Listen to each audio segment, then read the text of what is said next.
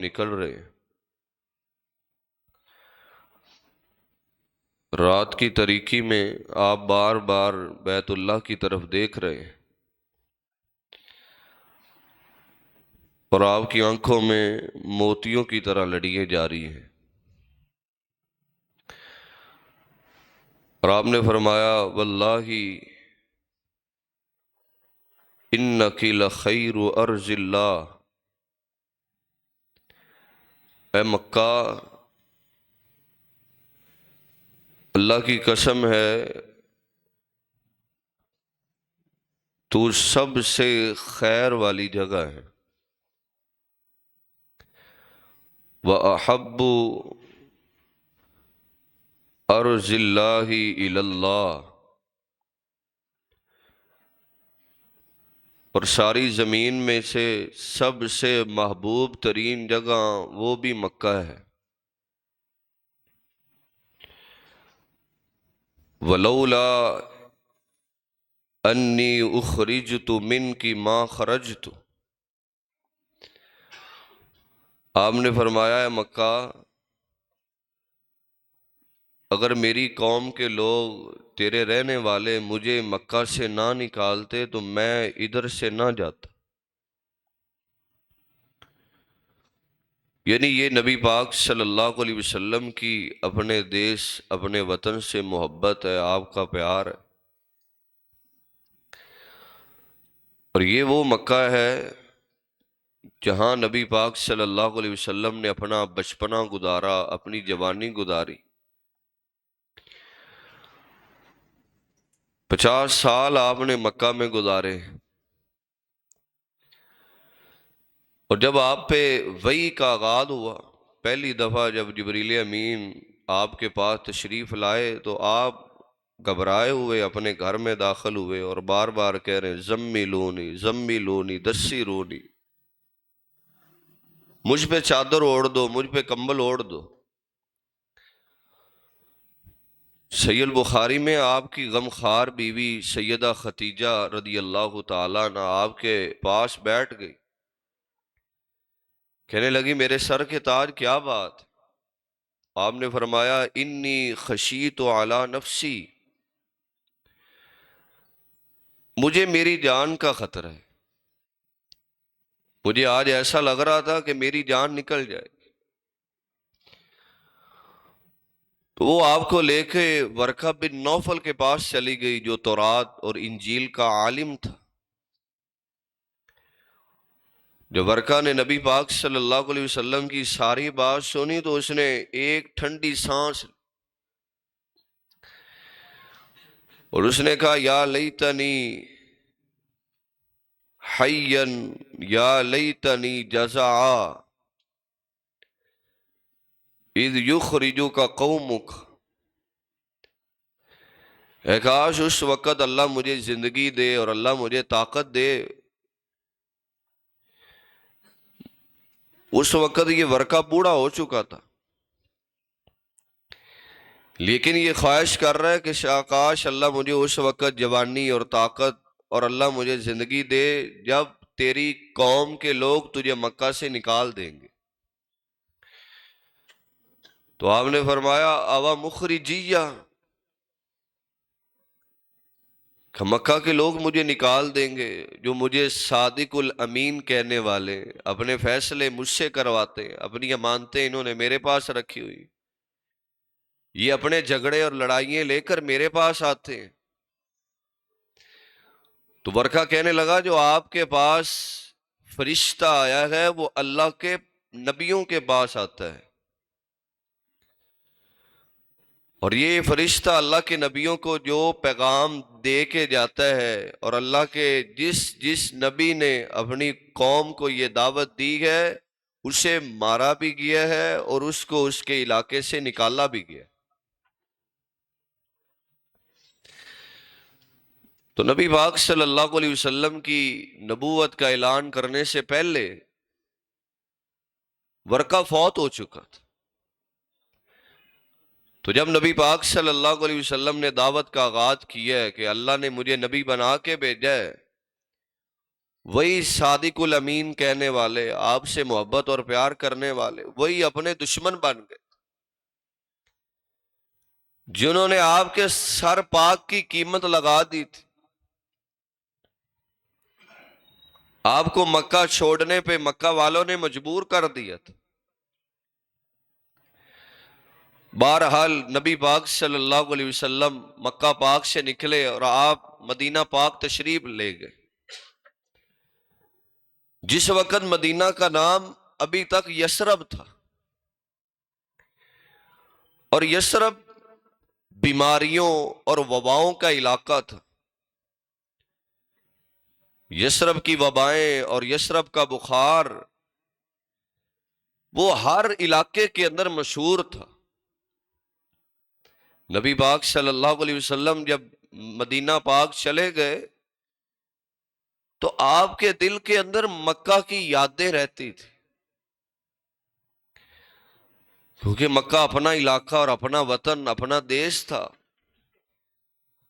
آپ مکہ پاک کی یادوں میں ہی رہتے تھے۔ جب آپ مدینہ گئے تو ادھر سیدنا بلال رضی اللہ تعالیٰ عنہ، سیدنا ابو بکر صدیق رضی اللہ تعالیٰ عنہ وہ بیمار ہو گئے۔ وعیک ابو بکر و بلال،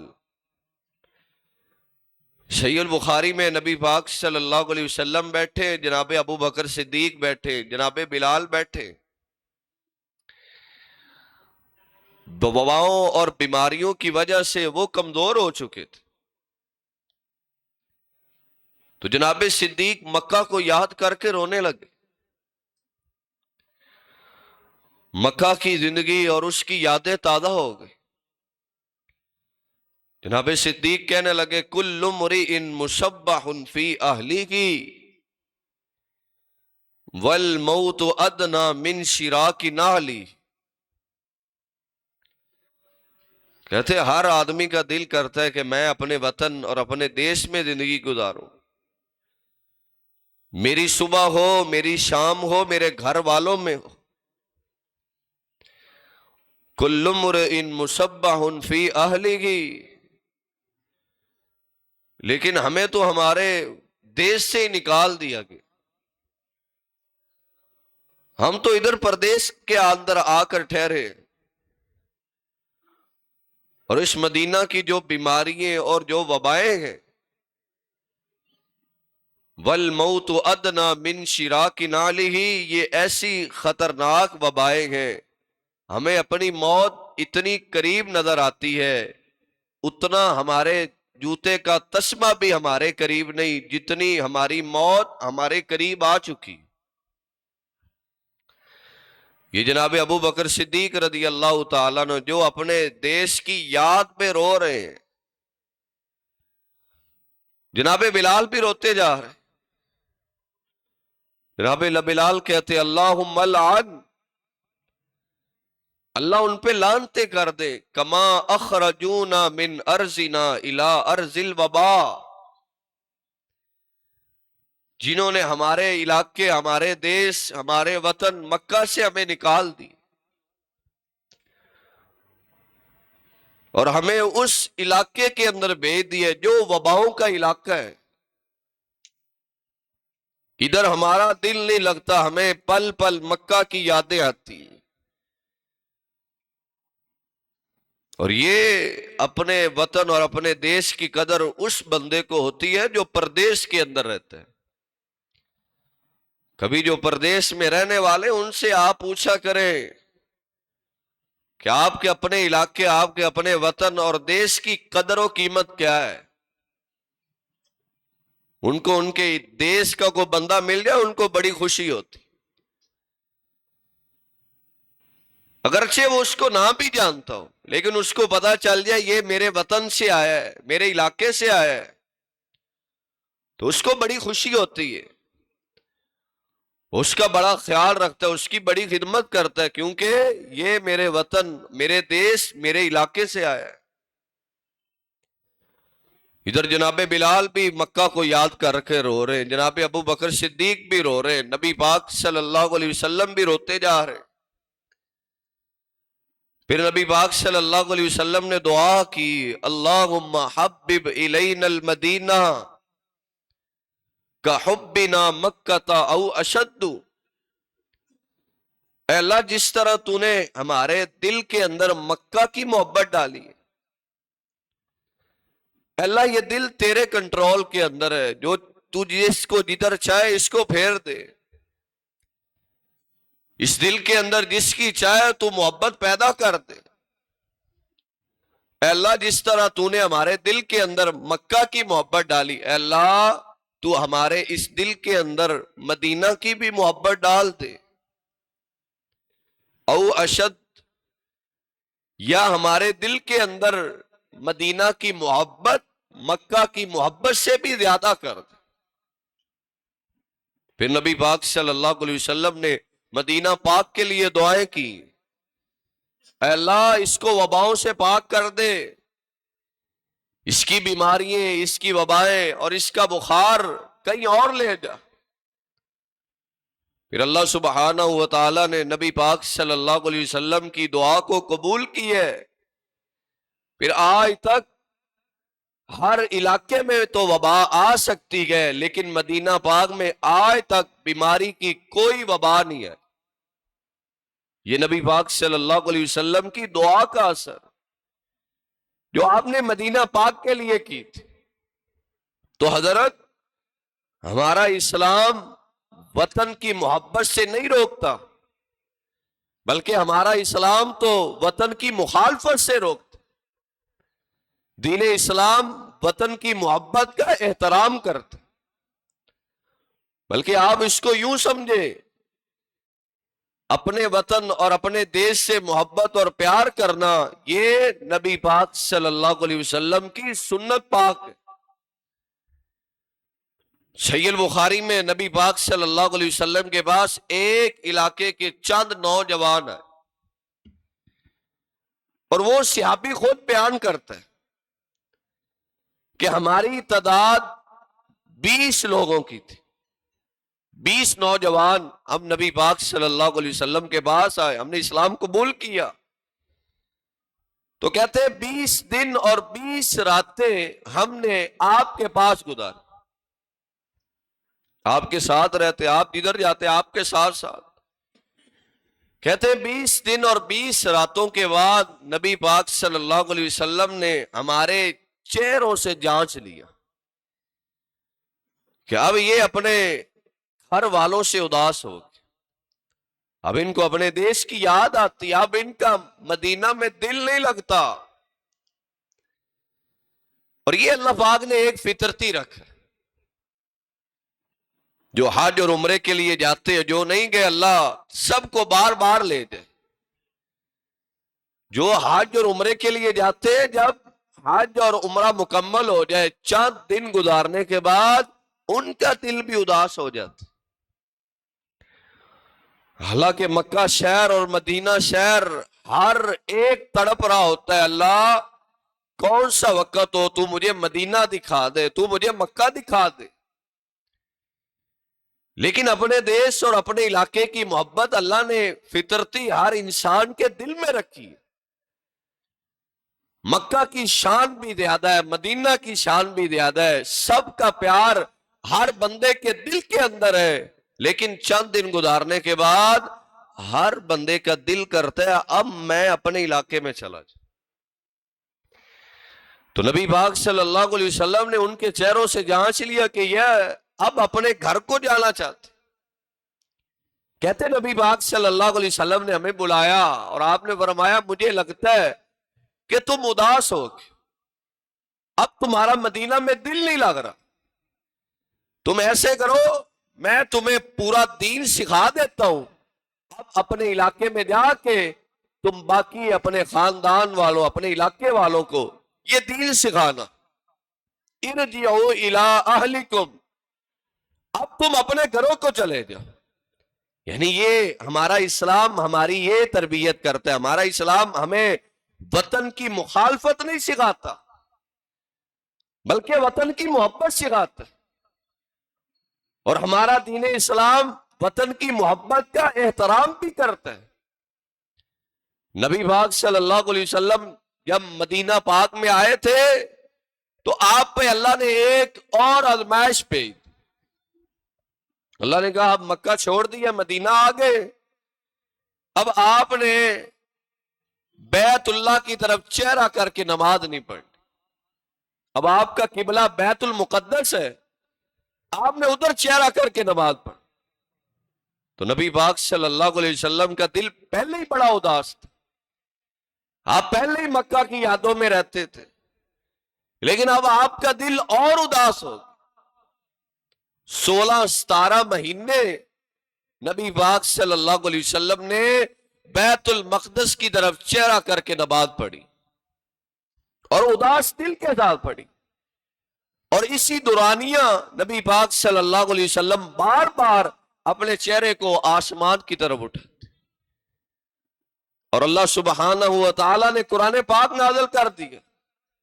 اللہ کہتا ہے قد نرا تقلب وجہک فی السماء فلنولینک قبلۃ ترضاها فول وجہک شطر المسجد الحرام۔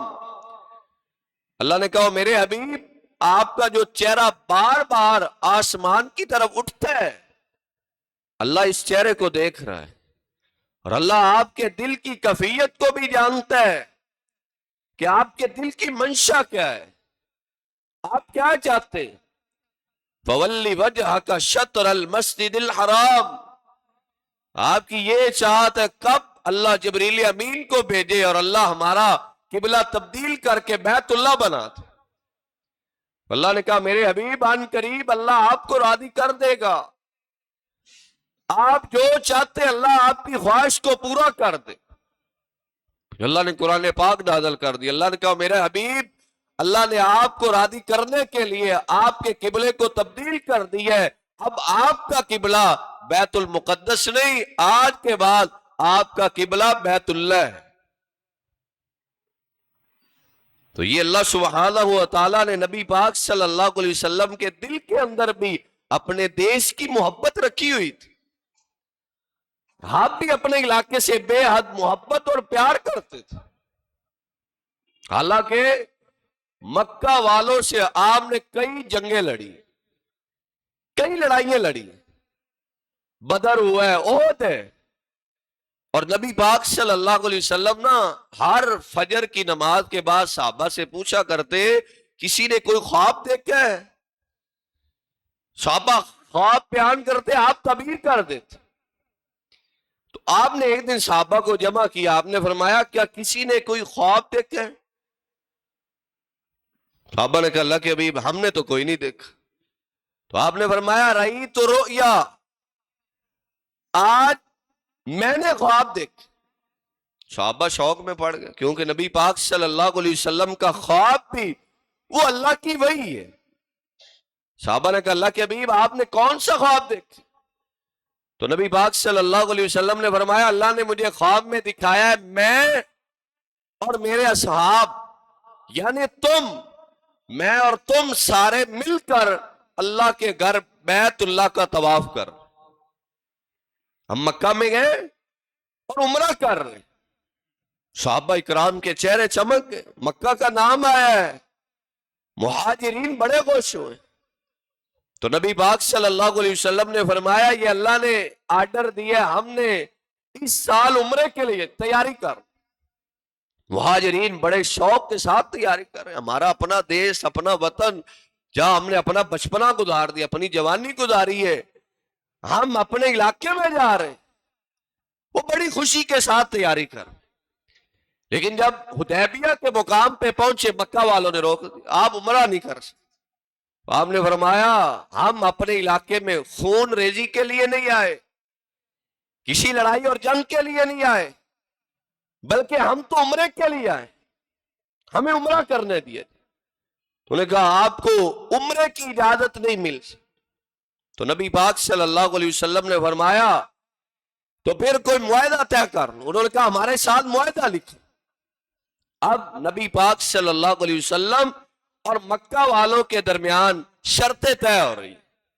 مکہ والوں نے سب سے پہلی شرط یہ رکھی کہ آپ اس سال مکہ میں داخل نہیں ہو سکتے، عمرہ نہیں کر سکتے، آپ کو ہم اس سال عمرہ نہیں کر رہے، ہاں آپ اگلے سال آئے آپ عمرہ کر سکتے۔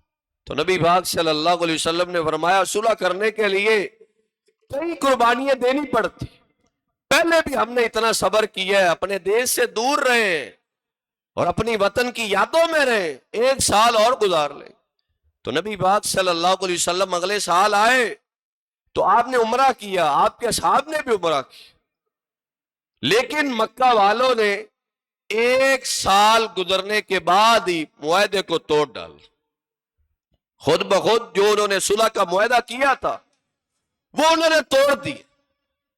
تو انہوں نے نبی پاک صلی اللہ علیہ وسلم اور آپ کے اصحاب پہ حملہ کر دی، اور حملہ بھی جس وقت نبی پاک صلی اللہ علیہ وسلم نماز کی حالت، صحابہ کو آپ نماز پڑھا، نماز کے بعد آپ کو بتایا گیا کہ مکہ والوں نے معاہدے توڑ دیے، انہوں نے ہم پہ حملہ کر دی۔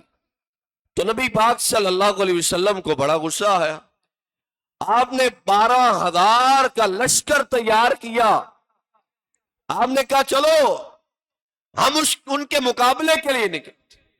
نبی پاک صلی اللہ علیہ وسلم مدینہ سے نکلے، جب آپ مکہ کے قریب پہنچ گئے تو آپ نے کہا ادھر پڑاؤ ڈال، رات ہو گئی۔ تو آپ نے فرمایا ہر آدمی اپنا علیحدہ علیحدہ لکڑیاں جلائے، آگ جلائے، اور کوشش کرے کہ ہر بندہ اپنی آگ جلائے، جب وہ اتنی آگ دیکھیں گے ان پہ روب پڑ جائے۔ پھر ایسے ہی ہوا، ہر صحابی نے اپنی اپنی علیحدہ علیحدہ آگ جلائی۔ جب مکہ والوں نے دور سے دیکھا اتنا بڑا لشکر آیا ہے تو اللہ سبحانہ و تعالی نے بڑی لڑائی سے بچا کے اللہ پاک نے مکہ کو فتح کر دی۔ آج وہ مکہ فتح ہو رہا ہے جس مکہ کو نبی پاک صلی اللہ علیہ وسلم نے روتے ہوئے چھوڑا تھا، جس کی یاد کے اندر آپ نے 13 سال گزار دیے، جس کی یاد کے اندر آپ روتے، پل پل آپ کو یاد ستاتی تھی، لیکن آج اللہ نے مکہ کو فتح کر دی۔ نبی پاک صلی اللہ علیہ وسلم کا چہرہ چمک گیا اور آپ فاتحانہ حیثیت سے مکہ کے اندر داخل ہو۔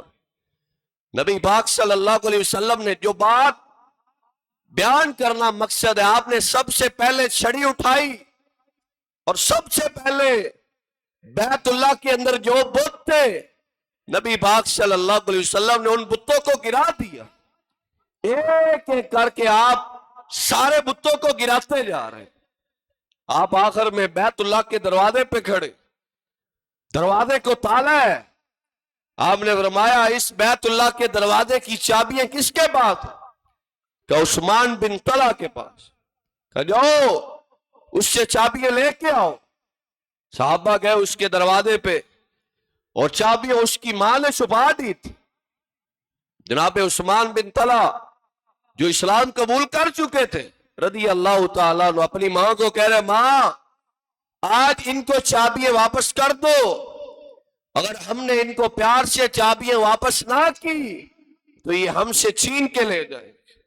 لیکن نبی پاک صلی اللہ علیہ وسلم نے 3-4 دفعہ صحابہ اکرام کو بھیجا، اس کی ماں نے چابیاں نہ دی، حتیٰ کہ جناب عثمان بن طلحہ رضی اللہ تعالیٰ عنہ نے خود وہ اپنی ماں سے چابیاں لے کے نبی پاک صلی اللہ علیہ وسلم کی خدمت میں حاضر ہو گئے۔ نبی پاک صلی اللہ علیہ وسلم کے ہاتھوں میں جناب عثمان نے چابیاں رکھ، جناب عثمان نے جب چابیاں رکھی تو ان کی آنکھوں کے اندر آنسو جاری ہو، رونے لگے۔ تو نبی پاک صلی اللہ علیہ وسلم نے فرمایا عثمان ایسے لگتا ہے جیسے آپ کا دل نہیں کر رہا مجھے چابیاں دینے کا، آپ کا دل نہیں چاہ رہا کہ یہ چابیاں آپ مجھے دے دیں، آپ میرے ہاتھ میں تھما دیں، یہ آپ کے دل کی منشا نہیں، آپ دل ہی دل کے اندر اداس ہے، دل ہی دل کے اندر پریشان ہے۔ تو جناب عثمان بن طلحہ رضی اللہ تعالیٰ عنہ کہنے لگے اللہ کے حبیب میں اسلام قبول کر چکا، میں آپ پہ ایمان لا چکا ہوں، اور دل کی خوشی کے ساتھ یہ چابیاں میں نے آپ کو پکڑائی ہیں۔ تو آپ نے فرمایا پھر پریشان کیوں، تم رو کیوں روئے ہو؟ تو جناب عثمان بن طلحہ رضی اللہ تعالیٰ عنہ کہنے لگے اللہ کے حبیب مجھے آپ کا ایک فرمان یاد آ گیا، دور جاہلیت کے اندر آپ نے ایک فرمان فرمایا تھا جو آج مجھے یاد آ رہا ہے، آپ کے اس فرمان نے مجھے آج رلا دی۔ عثمان وہ فرمان کیا تھا؟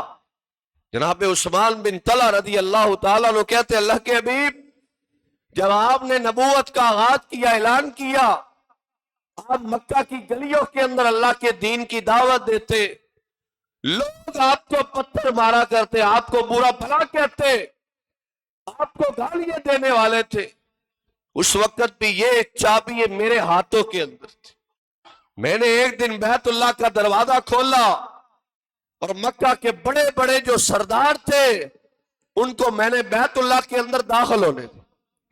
جب وہ بیت اللہ سے باہر آ رہے تھے تو میری نگاہ پڑی، میں نے آپ کو دیکھا کہ آپ بیت اللہ کی حدود کے اندر داخل ہو رہے، تو میں نے آپ کو دیکھتے ہی بیت اللہ کے دروازے کو تالا لگا دیا۔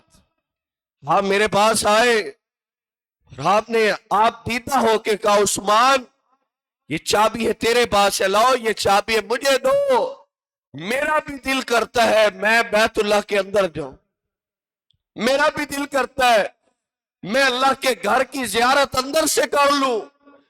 تو میں نے کہا اے محمد صلی اللہ علیہ وسلم آپ کو دیکھ کر ہی تو میں نے بیت اللہ کا دروازے کو تالا لگا دیے، اگر میں نے آپ کو ہی اندر داخل کرنا ہوتا تو میں بیت اللہ کے دروازے کو تالا نہ لگاتا، آپ کی وجہ سے میں نے بیت اللہ کے دروازے کو تالا لگا دی۔ تو پھر آپ نے مجھے کہا تھا اے عثمان ایک وقت ایسا آئے گا یہ بیت اللہ کے دروازے کی چابی جو تیرے ہاتھ کے اندر ہے، اللہ یہ چابی میں محمد صلی اللہ علیہ وسلم کے ہاتھوں میں تھما دے گا، پھر میں محمد صلی اللہ علیہ وسلم کا جدھر دل آئے گا، جس بندے کی طرف دل آئے گا میں اس کو بیت اللہ کے دروازے کی چابی تھما دوں گا۔ جب آپ نے یہ بولا تھا تو میں نے ہنستے ہوئے کہا تھا یہ زمانہ کب آئے گا، یہ دور کب آئے گا؟ آج تو آپ کو مکہ کے لوگ چین سے گھر کے اندر نہیں بیٹھنے دیتے، گلی بازاروں کے اندر مکہ کے لوگ آپ کو پتھر مارنے والے، آپ کو گالیاں دینے والے، یہ وقت کب آئے گا یہ بیت اللہ کی چابی آپ کے ہاتھوں میں کیسے آ جائے گی؟ تب مجھے آپ کے فرمان کی سمجھ نہیں آئی تھی، لیکن آج سمجھ آ گئی ہے کہ اللہ نے بیت اللہ کی چابی آپ کے ہاتھوں میں تھما دی۔ پھر نبی پاک صلی اللہ علیہ وسلم نے بیت اللہ کا دروازہ کھول، آپ نے کہا میرے صحابہ پہلے تم جاؤ، بیت اللہ کے اندر جتنے بت ہیں ان سارے بتوں کو گرا دو، ساری تصویروں کو گرا دو، ابراہیم علیہ السلام، اسماعیل علیہ السلام کی انہوں نے تصویریں بنائی ہے، ان سب کو گرا دو۔ پھر نبی پاک صلی اللہ علیہ وسلم بیت اللہ کے اندر داخل ہو، پھر آپ جب باہر آئے آپ نے بیت اللہ کے دروازے پہ ہاتھ رکھا۔ اختصار کرتا ہوں، آپ کے سامنے بیت اللہ کے مکہ کے بڑے بڑے سردار کھڑے، مکہ کے عام لوگ کھڑے، تو نبی پاک صلی اللہ علیہ وسلم نے خطبے کا آغاز کی۔